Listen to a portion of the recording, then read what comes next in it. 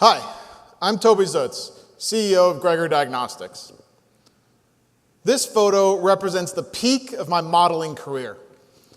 It's from the 2009 Annual Report of Exact Sciences, where I was one of the early members of the R&D team that developed Cologuard, a non-invasive screening test for colon cancer. Cologuard was approved by the FDA and Medicare in 2014, and since then it's really taken off.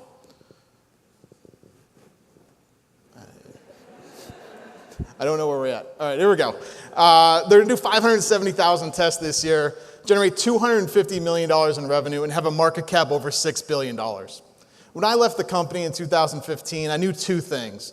One, I wanted to be at a startup company again, and two, I wanted to address another huge unmet medical need. After looking at a bunch of different technologies, I found that opportunity with prostate cancer. Prostate cancer is the third most deadly cancer for men in the United States. This year, there'll be 161,000 new diagnoses, and 26,000 men will lose their lives.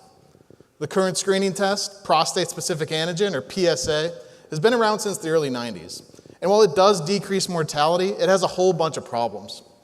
It's not elevated in every cancer, and it can be elevated for common issues such as BPH and inflammation.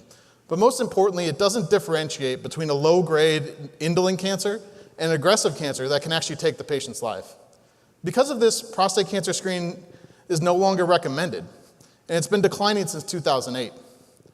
By 2013, only 31% of men were screened for prostate cancer. And while this does avoid the overdiagnosis and overtreatment of men with indolent disease, prostate cancer isn't going away just because we stop looking for it. The unfortunate result is that when we do detect these aggressive cancers, it's much later in development where the treatment's not nearly as effective. But let's not abandon prostate cancer screening. Let's develop a better screening test.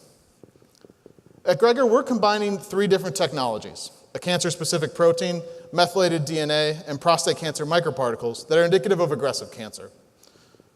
If we take our test and compare it to PSA with two identical groups of men, the men in green here have no cancer, the men in yellow have the indolent low-risk cancer, and the men in red have aggressive cancer.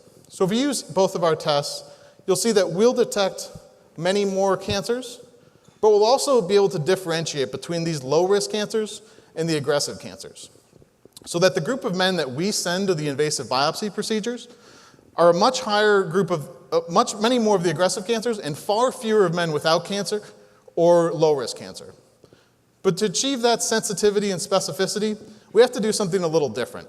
And what we're doing is using seminal fluid. Seminal fluid is the non-sperm portion of semen, and it has a huge advantage.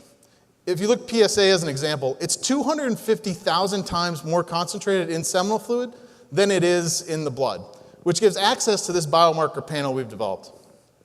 It also allows it to be an at-home test. So a physician would order the test, we'd ship a kit to the patient, and they'd provide a sample in the comfort and privacy of their own home and ship it back to our lab. We then send the result back to the physician, so in the event of positive results, they can have that discussion on what the next steps are. Unfortunately, a lot of men can be affected by prostate cancer, but it does give Gregor a pretty huge market. There's 36 million men aged 50 to 69 in the US. If we had a $500 test used once every 3 years, similar to Cologuard's pricing and interval, it's a $6 billion market. If we capture the same 30% that are being screened with the ineffective PSA, it's $1.8 billion in annual revenue. We've put together a great team.